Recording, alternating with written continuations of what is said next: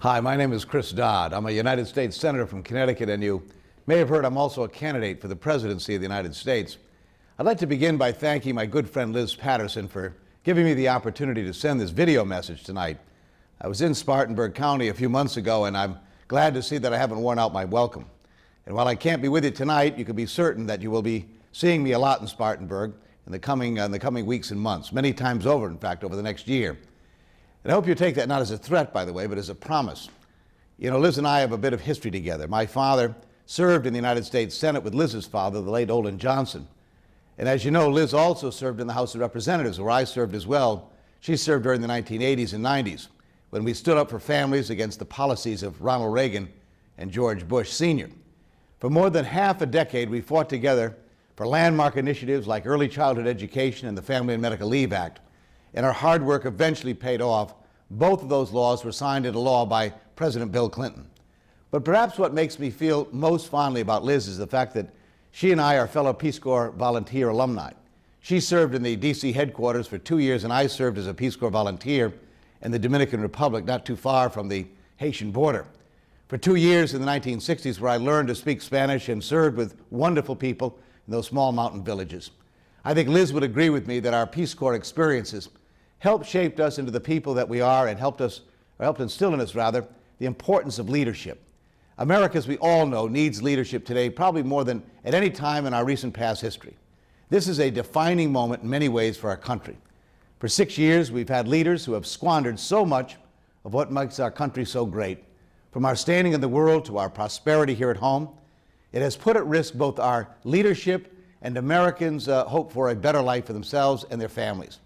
I happen to be an optimist. I believe that America can lead again, as we have in the past. I believe our problems today are nothing compared to our abilities to solve them, if we have the right kind of leadership. I've been a problem solver all my life. I'm proud to be known as the children's senator among my colleagues for my work on issues affecting families and children. I'm proud of the work I've done on civil rights issues, including the Help America Vote Act, which was signed into law after the controversial 2000 election, and has been called the most important voting rights legislation since the Voting Rights Act of the 1960s. I've been involved in every foreign policy debate to keep America strong over the past quarter of a century as a member of the Senate Foreign Relations Committee, where I worked to solve problems and end wars in Latin America, Bosnia and Africa, Kosovo, and now in Iraq. In fact, just this past week, I proposed legislation that would put a real limit the number of our troops being deployed in Iraq. Our sons and daughters, many from South Carolina, are dying every day in the Middle East with no end in sight. The president seems just determined to continue this failed policy in Iraq by escalating U.S. military involvement there. And we in Congress must do all we can to stop this policy. Iraq is just, of course, one of many serious issues facing this country, as you all know. From our jobs to our schools to our pensions to health care, America truly needs leadership again. When I think about what's at stake, one of the faces I think about is a gentleman I met here just a few months ago when I was speaking at a Democratic function in the morning, inside a dinner in Woodruff, in fact, who had recently told me recently he had lost his job after working for 20 years at a manufacturing plant.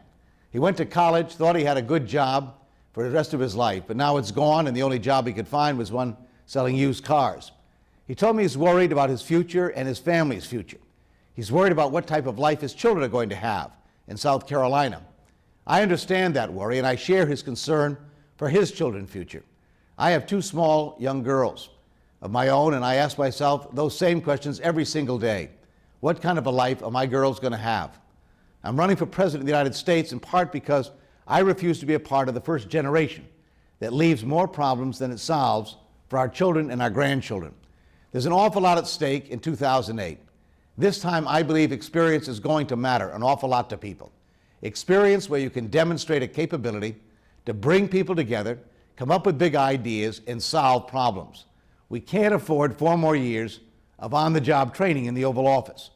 We need someone who is ready to lead from day one, and I believe I am.